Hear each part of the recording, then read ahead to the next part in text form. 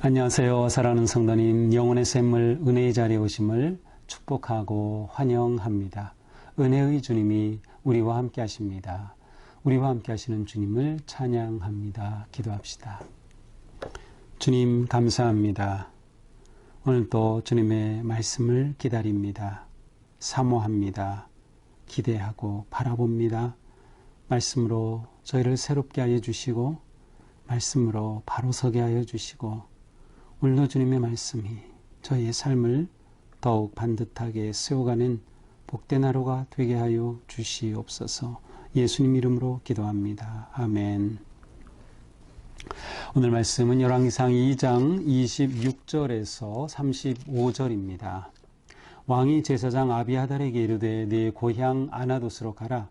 너는 마땅히 죽을 자 이로되 내가 내 아버지 다윗 앞에서 주 여호와의 궤를 메었고 또 내 아버지가 모든 환난을 받을 때에 너도 환난을 받았은즉 내가 오늘 너를 죽이지 아니하노라 하고 아비아달을 쫓아내어 여호와의 제사장 직분을 파면하니 여호와께서 실로에서 엘리의 집에 대하여 하신 말씀을 응하게 함이더라.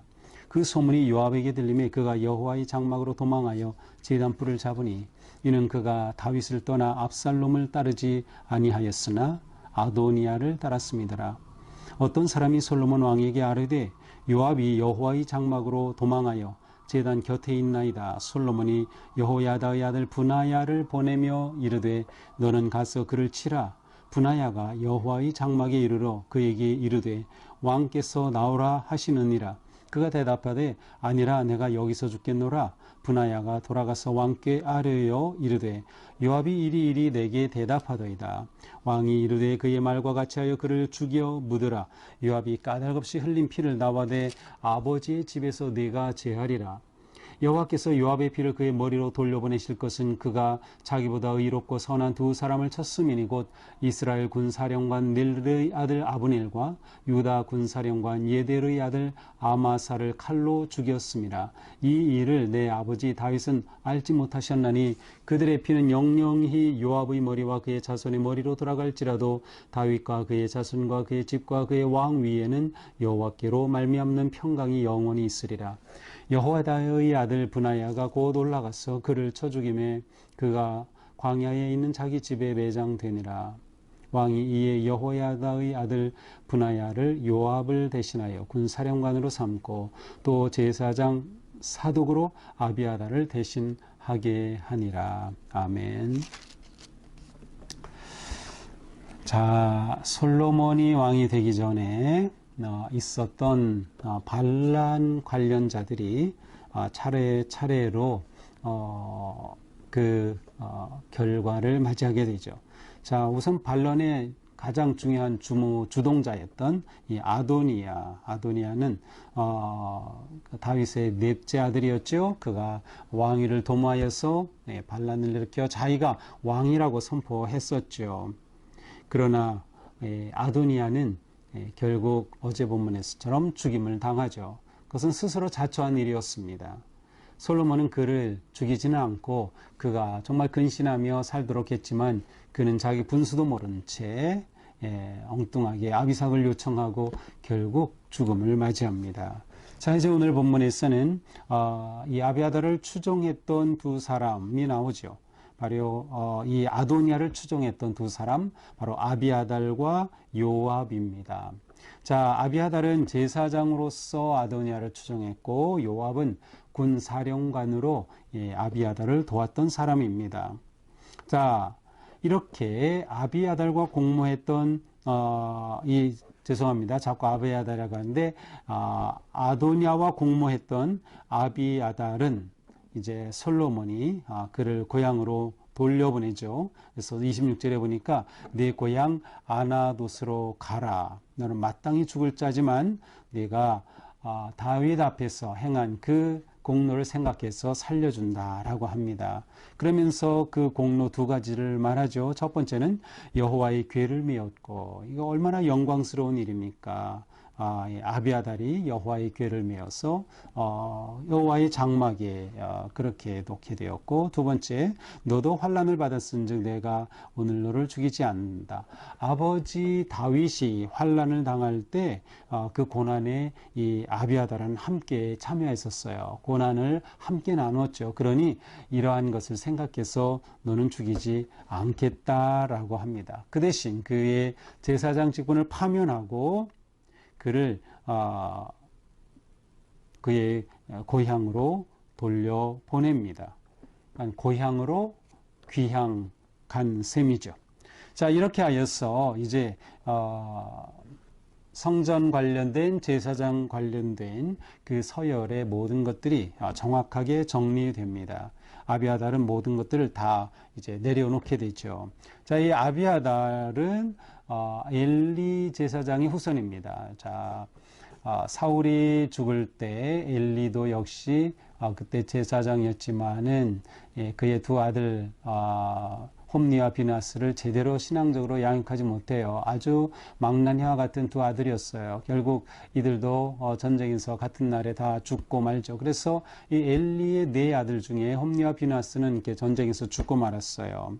그 다음에 남은 아들이 엘르아살이었고 또 다른 아들이 이다말이었어요. 그래서 이제 이 제사장 직분이 바로 이렇게 엘리 뒤를 이어서 엘르아살과 이다말을 통해 내려오게 됐죠. 엘르아살 쪽에서 나온 사람이 바로 이 아비아달입니다. 근데 이 아비아달이 이처럼 완전히 그 자리에서 파면되므로 이제 남은 것은 사독 계열만 남게 되죠. 이것은 이제 오늘 본문 마지막에 또 다시 나오게 됩니다. 자, 이렇게 솔로몬은 아비아달을 정리하게 되었습니다. 자, 이제 남은 사람 누구죠? 요압이죠. 요압은 이제 군사령관이었던 사람입니다. 자, 이렇게 아비아달이 파면되었다라는 소식을 듣고서 이 요압은 자기가 죽게 된 것을 직감하죠. 그래서 어떻게 합니까? 여호와의 장막, 성막으로 가서 제단 뿔을 잡습니다. 제단 뿔을 잡지만 이것이 그에게 기회가 될까요? 아니죠. 그는 제단 뿔을 잡고서 자기의 목숨을 지키고자 합니다. 그러나 요압의 이러한 행동에 관해서 솔로몬 왕에게 이제 이야기가 들어가죠. 그러자 이가 그 요압이 제단에 가서 그 뿔을 잡고 있습니다. 그래서 솔로몬이 뭐라고 합니까? 여호야다의 아들 분하야, 분하야 역시 군 장관이죠. 지휘자입니다. 이 분하야를 보내서 그를 치라고 합니다. 그를 쳐라.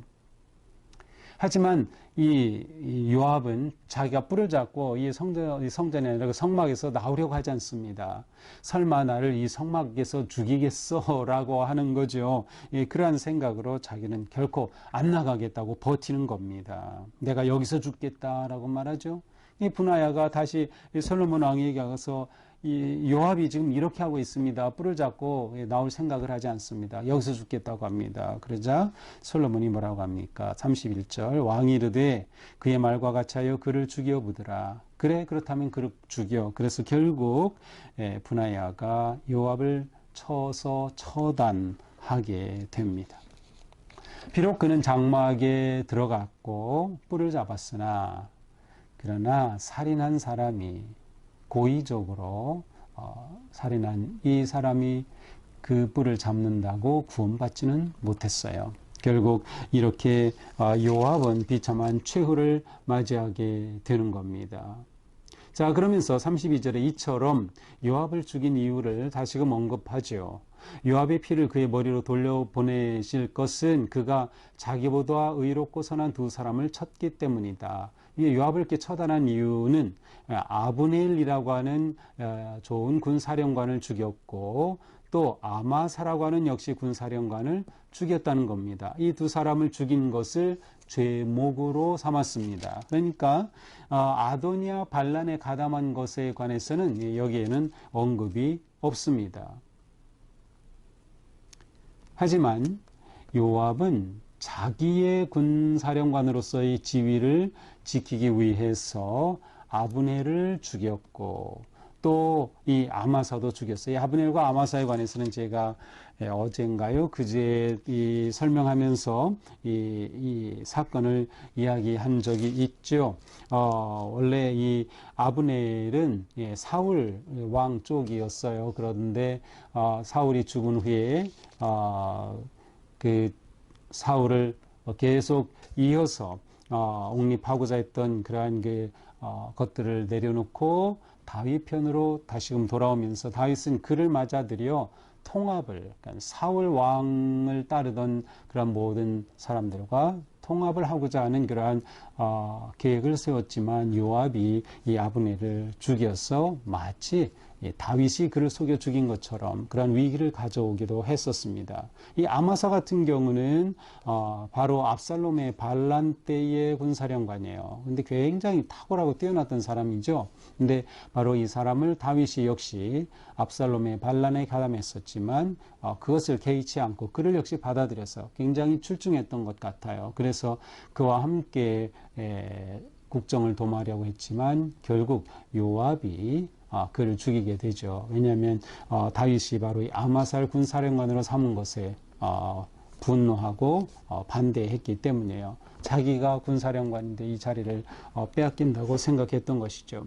자, 이것에 대한 처단이 이제 이렇게 그의 죽음으로 결론 맺게 됩니다.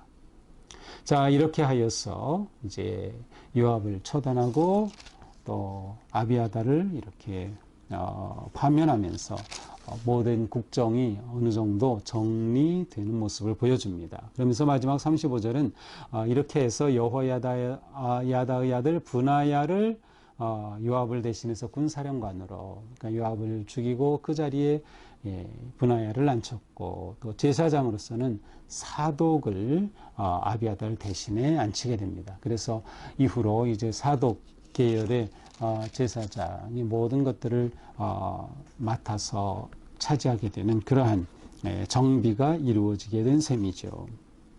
자, 이것이 오늘의 말씀이에요. 사실 전체적으로 보면 솔로몬의 어떤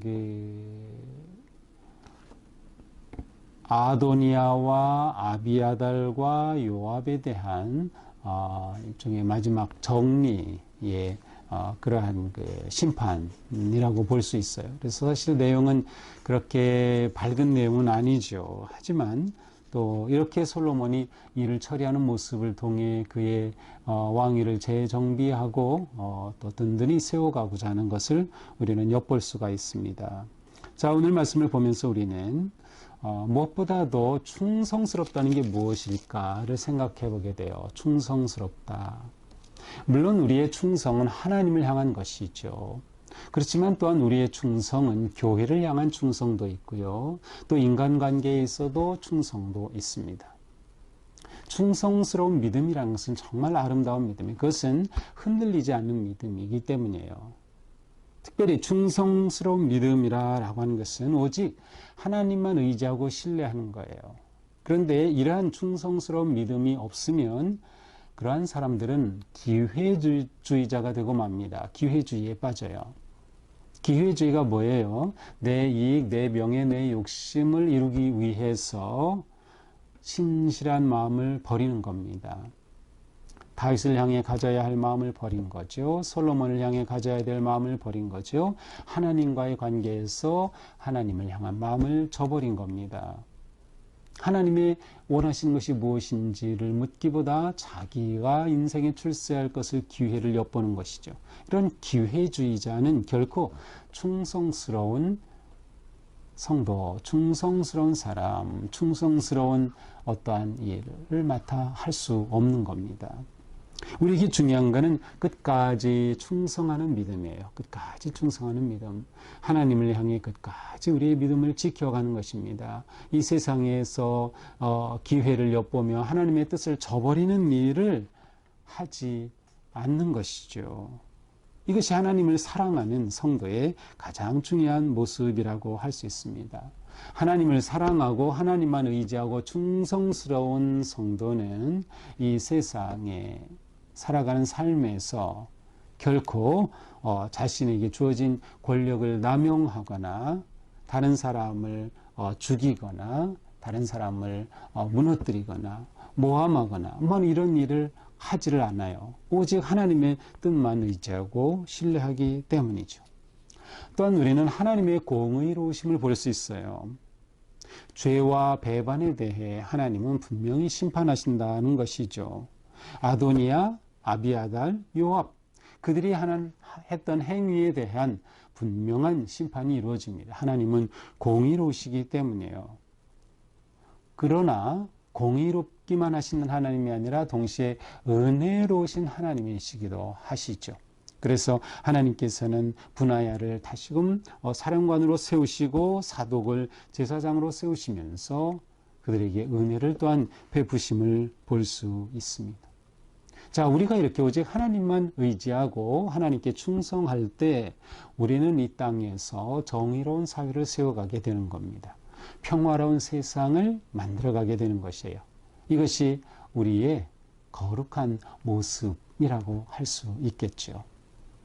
오늘 우리가 하루 사는 동안에도 우리의 삶이 정의로운 길을 걸으며 하나님의 평화를 전하는 삶, 그러기 위해서 우리는 하나님을 사랑하고 오직 하나님께 충성하는 그런 삶, 이처럼 거룩하고 아름다운 우리의 복된 하루가 되기를 주님의 이름으로 축복합니다. 기도합시다. 주님 감사합니다. 하나님은 의로우시면서 또한 무한 사랑과 은혜를 베푸시는 하나님이심을 봅니다. 주님, 저희가 이 세상 살면서 기회주의자가 되지 않게 하여 주시옵소서. 설령 내가 손해보고 설령 내가 모함을 받는다 하더라도 끝까지 하나님을 사랑하며 하나님을 의지하며 하나님을 향한 충성된 마음과 믿음을 지켜낼 수 있도록 저희들을 잡아주시고 함께하여 주시옵소서. 저의 삶이 이 땅에 평화를 이루고 하나님의 의를 이루며 하나님의 거룩한 나라를 세워가는 아름다운 삶이 되도록 오늘도 은혜를 더하여 주시옵소서. 예수님 이름으로 기도합니다. 아멘. 네, 오늘도 주님의 은혜와 사랑이 우리 삶에 가득가득 넘치기를 축복합니다. 사랑합니다.